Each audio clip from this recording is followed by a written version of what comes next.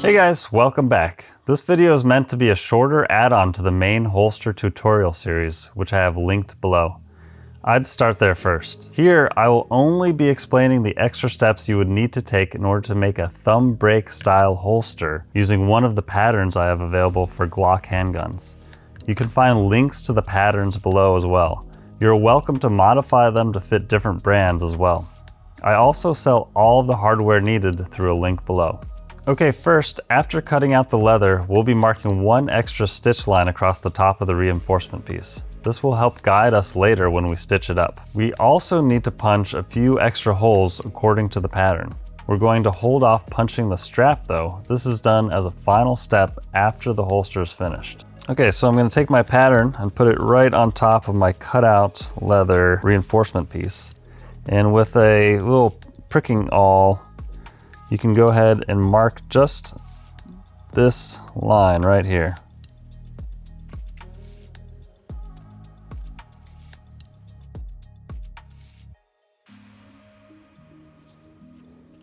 And these holes are approximately 9/64 of an inch. So if you have one of those rotary punchers, it's about the third smallest setting.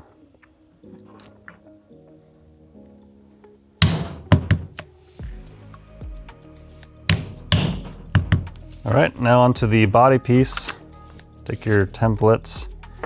You can see there's two different size holes. One is a 9/64 and the other one is a bit larger, comes in at 5/8 of an inch.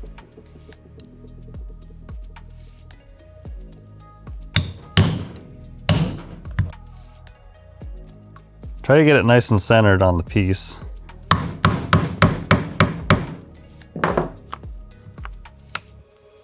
Once you get to the stage where you're ready to glue the reinforcement piece to the body, we also need to glue in the steel reinforcement. This helps keep the area next to the snap firm and makes it easier to operate. So as usual, I'm going to make sure to glue the top edge really well. And I'm also going to place a little extra glue around here. We're going to be putting the steel reinforcement piece.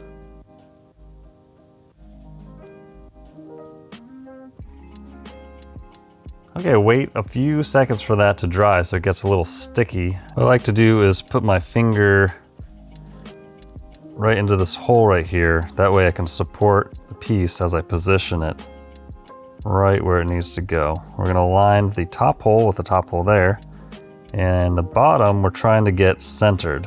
And we're just gonna apply a little more glue to this side of the reinforcement.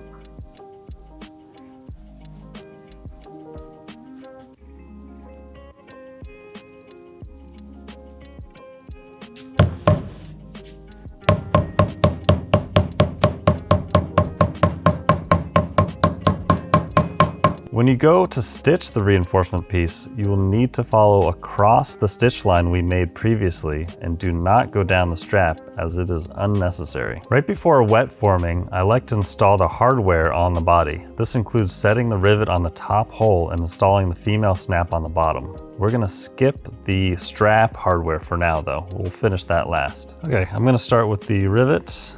I'm gonna place it right in the top hole there, put the cap on the back.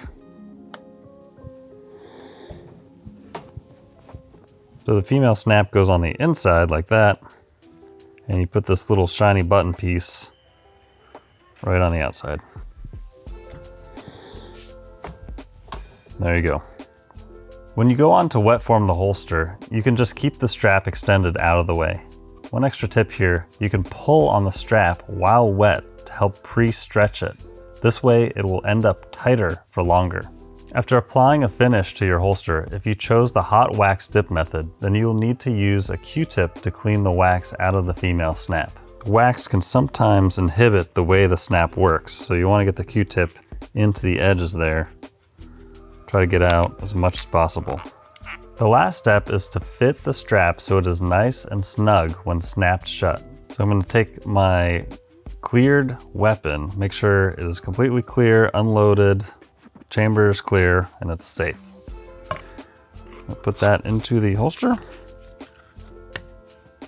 Make sure it's seated all the way down. Next, I'm gonna take my strap and put it all the way down in there.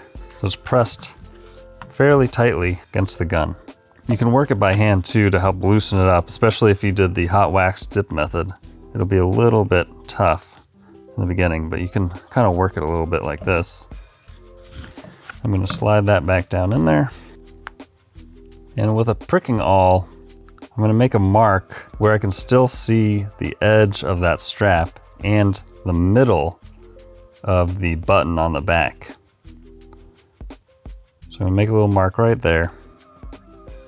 I'm going to remove the weapon.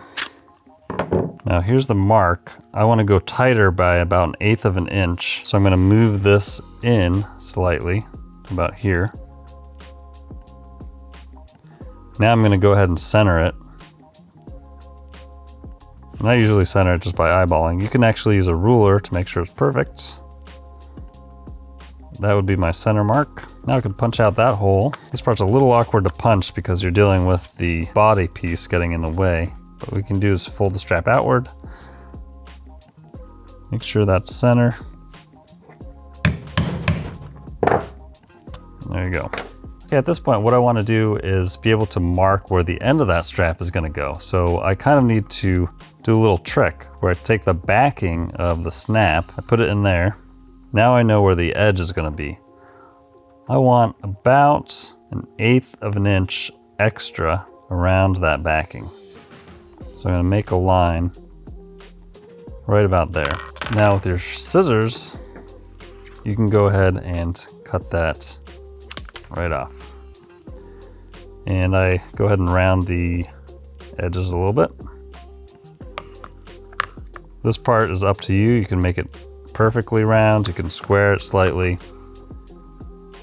really doesn't matter. Okay, to install the hardware, you're going to do it in reverse. So the snap will go like this, so the male piece is sticking out on the smooth side of the leather.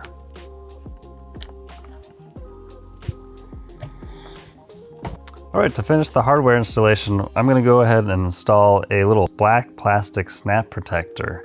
This helps protect the side of your gun when rubbing against this metal piece of hardware. So we're going to put that in the back here, push it in a little bit, and go ahead and hammer that into place.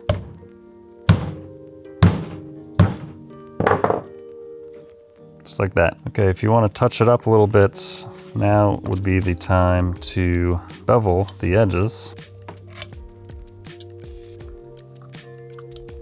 And since my piece is hot wax dipped, I can actually go ahead and use the burnisher on it. If you used a resin finish, you'd want to re-wet that edge. You can burnish it and then reapply a finish right to the edge so everything is perfectly sealed. Okay, now it's time for a test fit. Again, take your unloaded weapon, make sure it's safe. I'm gonna fit it right in there.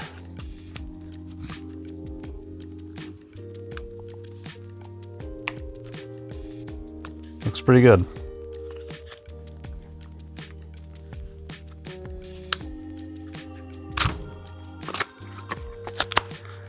All right, that about does it for this thumb brake holster. Thanks for watching, and I'll see you next time.